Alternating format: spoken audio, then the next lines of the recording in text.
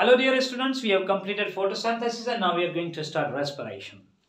Respiration is a process where food is broken down into carbon dioxide and water. Our glucose is breaking down into carbon dioxide and water and it is producing energy. Therefore we define respiration. It is actually a cellular process. We term it as a cellular respiration.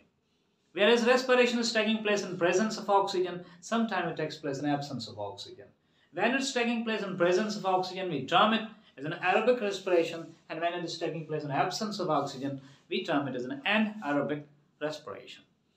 Mostly the process that we'll be studying is an aerobic cellular respiration, in which we'll be breaking down glucose into carbon dioxide and water. This is a normal equation where glucose is oxidized into carbon dioxide and water and releases energy.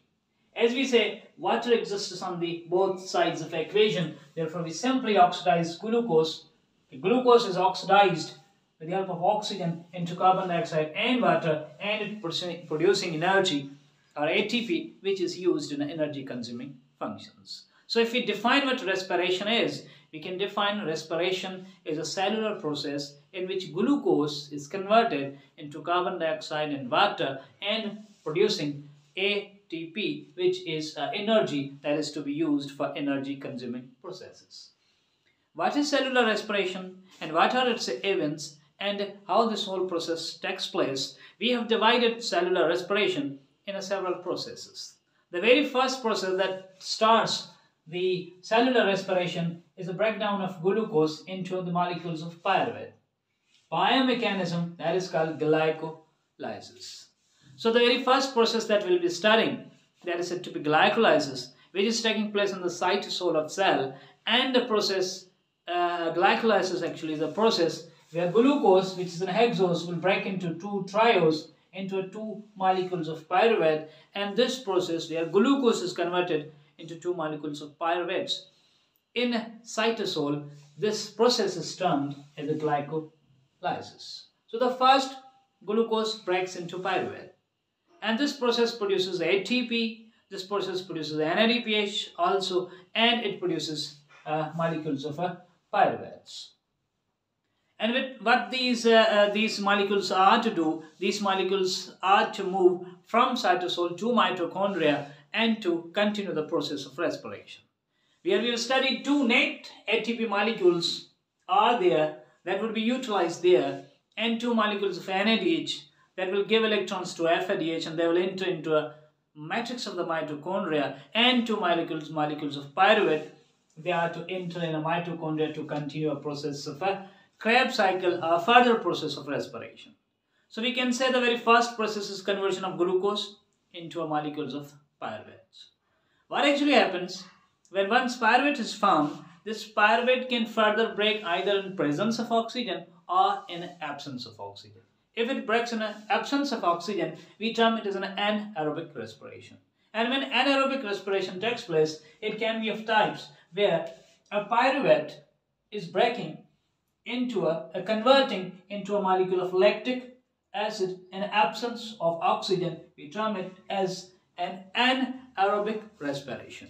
And this anaerobic respiration is called lactic acid fermentation, where pyruvate is converted into lactic acid. As it is producing least or no energy, it is a process that is said to be termed as an lactic acid fermentation that we'll be studying later when I'll be explaining anaerobic breakdown in a detail. But the pyruvate can break anaerobically. When pyruvate breaks into lactic acid, we term it as an lactic acid fermentation. And there is another probability where pyruvate in absence of oxygen can convert into ethyl alcohol. There is another probability where pyruvate in absence of oxygen can convert into ethyl alcohol, and this conversion is termed as an ethyl alcohol fermentation.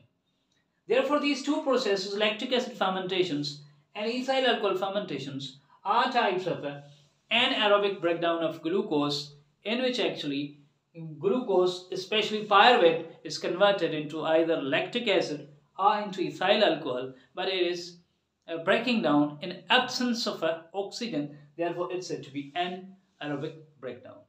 And so for energy is concerned, this anaerobic breakdown is not of that importance, But so for the products that are produced during anaerobic breakdown, they are of great importance. And we'll be studying what is the importance of an aerobic breakdown.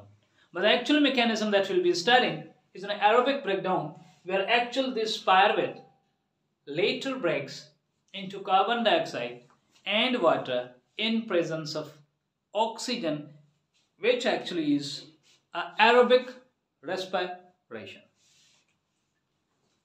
How this aerobic respiration takes place, this is what the detail is that we'll have to study. During aerobic breakdown, this pyruvate converts into carbon dioxide and water. And this pyruvate is converting into a carbon dioxide and water within the mitochondria and within the matrix of a mitochondria by a process that is called Krebs cycle. And this Krebs cycle will convert pyruvates into carbon dioxide and water by producing ATP, NADH and FADH. Actually, this is a process which is not only producing ATP, substrate level phosphorylation. Not only substrate level phosphorylation is taking place at this stage, but at this stage carbon dioxide is released as decarboxylation is taking place at several stages. And other than decarboxylation, a reduction is also taking place where NAD and FAD are reduced. And these carriers, they carry their energy to another chain, the chain of complexes. That chain is a chain called electron transport chain, which is present in the inner membrane of a mitochondria. And what actually happens when these NADH and FADH oxidize, they give these electrons to this electron transport chain, which with the help of different complexes that we'll be studying later. And during these electron complexes, electrons move from one complex to another complex. And finally, these electrons are settled with oxygen and water is found, and by this process, synthesis of ATP is taking place. Why? Because we will study at different places when electrons are moving in one way, they are pumping protons from matrix inside inner membrane space. And when these protons are present in inner membrane space, when they come inside matrix again by ATP complex, they make the chemoosmotic synthesis of ATP. Thus, a sufficient amount of ATP would be produced by electron transport chain. So it's a very simple process that we'll be explaining. I'll explain each process one by one. This is just an introduction of respiration. We are going to study each topic one by one in detail. And please subscribe my channel if you have not subscribed, and watch this video up to the end so that you can have a summary of this topic also. Share my videos, comment them also, and make your other friends learn with me, and let's learn together. Also, if I make the summary of this again, respiration is a process where first glucose will break down into a pyruvate by a process called glycolysis. This pyruvate can break anaerobically, it can break aerobically. If it breaks anaerobically, pyruvate can convert into lactic acid, called lactic acid fermentation. Pyruvate can convert into ethyl alcohol, called ethyl alcohol fermentation. But mostly, in order to produce energy, respiration is to be aerobic respiration. And for aerobic respiration, glycolysis will break, and that by glycolysis will convert glucose into two molecules of pyruvate, and these pyruvates will actually enter in an aerobic respiration, which starts when pyruvate enters into a cycle, which is called Krebs cycle. And this Krebs cycle would actually break pyruvates into carbon dioxide, and it will synthesize ATP and electron carriers called NADH and FADH. And these NADH and FADH, they all will finally give these electrons to electron transport chain. As I said, they will give electrons to electron transport chain, which is of a different complexes. It is made up of different complexes. As I said, it's made of NADH dehydrogenase complex, FADH dehydrogenase complexes, cytochrome reductase complexes, cytochrome oxidase complexes, and these complexes actually make electron transport chain. All these carriers, FADH and NADH, give electrons to this chain, and when electrons are moving in one way, they are pumping protons in another way, and when protons are accumulated in the inner membrane space, they move in and they help the synthesis of ATP, and which is an ATP to be formed during electron transport chain. Thank you very much. This is the summary. I'm going to start the process of glycolysis in my next video. Please subscribe my channel and share it with your friends. Thank you very much.